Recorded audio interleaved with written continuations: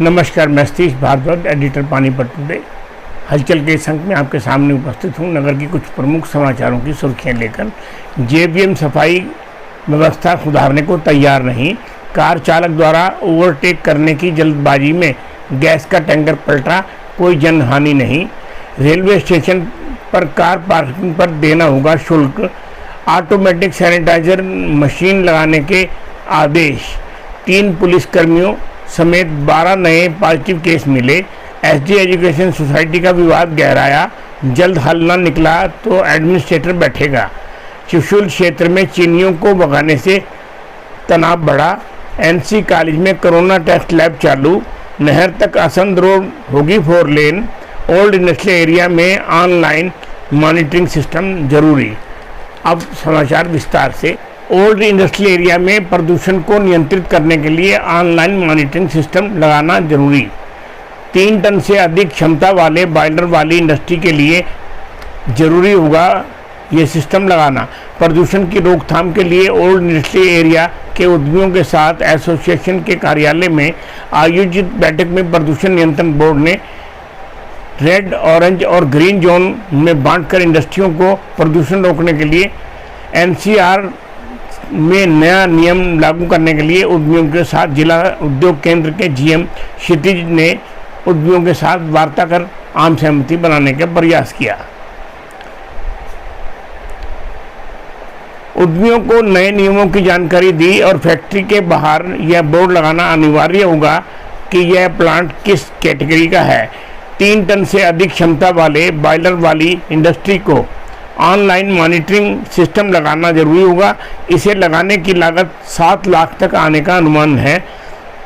10 lakh calorie वाली थर्मोपैक वाली industry में भी ऑनलाइन मॉनिटरिंग सिस्टम जरूरी लगाना होगा। कंबल तथा 3D चादरें बनाने वाले प्लांटों में ऐसे थर्मोपैक लगाए जाते हैं। कॉमन बॉयलर लगाकर प्रदूषण को रोकने की योजना बनाकर सब इंडस्ट्री अपना खर्च कम कर सकती हैं। इसके लिए भी सबको मोटिवेट किया गया। डाइंग यूनिट में पीएनजी का उपयोग बढ़ाया जाए। रेट ज़्यादा होने के कारण उद्यमी पीएनजी का उपयोग नहीं कर पा रहे। अडानी गैस के अधिकारी अनिल डबास ने कहा कि अधिकांश एरिया में लाइन बिछा दी गई है और इंडस्ट्रियों से ये अपील है कि वे जल्द से जल्द गैस का उपयोग कर प्रदूषण की मात्रा को कम करने में सहायक बने। अगला समाचार। नहर तक असंध रोड 4 लेन करने के टेंडर जारी। विधायक प्रमोद विज ने बताया कि फॉरेस्ट विभाग ने एनओसी मिलने के बाद सरकार ने असंध रोड को 4 लेन करने के लिए 10 करोड़ का बजट जारी कर दिया है। लाल बत्ती से नहर तक यह सड़क 4 लेन होने से ट्रैफिक को आसानी से कंट्रोल किया जा सकेगा और सड़क पर डिवाइडर नहीं लगाए जाएंगे। उन्होंने बताया कि यह जरूरी होगा तो जहां जरूरत पड़ेगी पत्थर लगाकर बैरियर बनाकर यातायात को सुगम बनाया जाएगा। सरकार द्वारा बजट जारी होते ही टेंडर निकाल दिया गया है। जीटी रोड से नहर तक सारी सड़क तारकोल से बनेगी। अगला समाचार। कोरोना टेस्टिंग लैब का एनबीएल से एक्रेडिटेशन सर्टिफिकेट मिला। यह जानकारी एक पत्रकार वार्ता में प्रिंसिपल डॉक्टर टीएस पुनिया ने बताया कि पानीपत में कोरोना टेस्टिंग लैब पहली ऐसी लैब होगी जहां संक्रमित लोगों के सैंपलों की जांच का परिणाम चंद घंटों में मिल सकेगा। डॉक्टर पुनिया ने बताया एनसी मेडिकल कॉलेज एवं अस्पताल इसराना को कोरोना टेस्टिंग के लिए एनबीएल से मंजूरी मिल गई है। इससे पहले पानीपत के सभी कोरोना सैंपल जांच के लिए पीजीआई खानपुर भेजे जाते थे, जहां कई दिन परिणाम आने में लग जाते थे। कोरोना टेस्टिंग लैब के इंचार्ज डॉक्टर गुरजीत सिंह ने बताया कि कॉलेज प्रबंधन द्वारा करीब 1.5 करोड़ रुपए की लागत से कोरोना टेस्टिंग लैब को तैयार किया गया है। इस लैब में एक दिन में 500 लोगों के सैंपलों की जांच होनी संभव है। यहाँ 24 घंटे में रिपोर्ट के परिणाम भी मिल सकेंगे। इस बीमारी का इलाज हो सकेगा।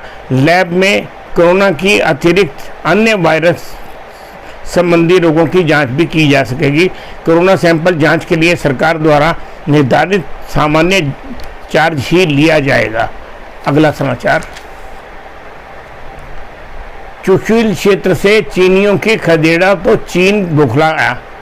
ग्लोबल टाइम ने धमकी दी, युद्ध में चीन से मुठभेड़ की तो भारत का हाल 1962 से भी बुरा होगा। चीन ने चुशुल में रात के समय 300 से ज़्यादा सैनिक भेजकर पेगांग झील के दक्षिण हिस्से में घुसकर कुछ सामरिक महत्व के क्षेत्र को कब्जे में लेने के प्रयासों का सीधा मतलब था मक्कारी। उन्होंने सोचा होगा कि दोनों तरफ के फौजी अफसर बातचीत के में मशगूल हैं, यह भारतीय क्षेत्र पर कब्जा करने का अच्छा मौका है। पेगांग झील के दक्षिण में यह पहाड़ी इलाका है जहां रहकर भारतीय सेना बिना किसी उपकरण के चीनियों की गतिविधियों पर नज़र रख सकती है। मध्य रात्रि की इस कायराना साजिश को भारत के जवानों ने डटकर खदेड़ देने और भारतीय सैनिकों का मनोबल बढ़ा, जबकि भारत की सेना की तैयारी और सैनिकों के हौसले से चीन के सैनिकों को बुखलाकर पीछे हटना पड़ा। क्षेत्र में भारत की 30,000 से ज़्यादा सैनिक, 2 टैंक रेजिमेंट और युद्धक गाड़ियों की तैनाती पहले से ही हो चुकी है। भारतीय सैनिक चीन के हर षड्यंत्र को पहले से ही भांपकर अपनी सीमाओं की रक्षा करने के लिए प्रति कोई कोताही नहीं बरतना चाहते। चीन यूं तो हांगकांग, ताइवान और कोरिया, जापान, वियतनाम सभी के लिए सिरदर्द बन रहा है, लेकिन उसे पता है कि यदि वह इनमें से किसी भी राष्ट्र पर हाथ डालेगा तो अमेरिका चुप नहीं बैठेगा। यह भी अपने आप में कटु सत्य है कि 2020 के भारत और 1962 के भारत में जमीन आसमान का अंतर सारी दुनिया देख रही है। दर्जनों देशों में भारत को इस साझी समस्याओं के समाधान में भारत की भूमिका को अहम माना जा रहा है।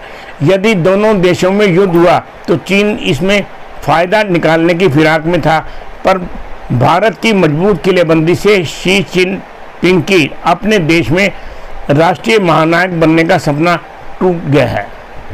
नमस्कार, आज के अंक में इतना ही, कल के अंक में फिर मिलेंगे।